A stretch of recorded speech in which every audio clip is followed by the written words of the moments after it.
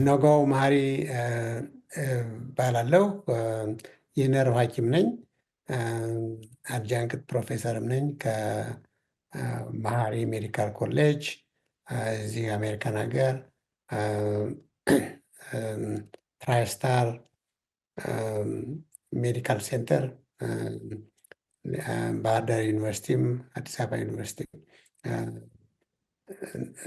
ከአርትስ ቲቪ ጋር የሐኪም ቤት የሚለው የጤና ፕሮግራም ላይ ለመሳተፍ ፈቃደኛ ነኝ እና እንግዲህ በማይግሬን ሄዴክ፣ በሲዥር ላይ የሚጥል በሽታ፣ ስትሮክ፣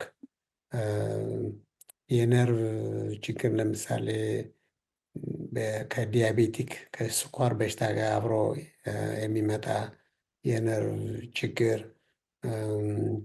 ስለ በፓርኪንሰን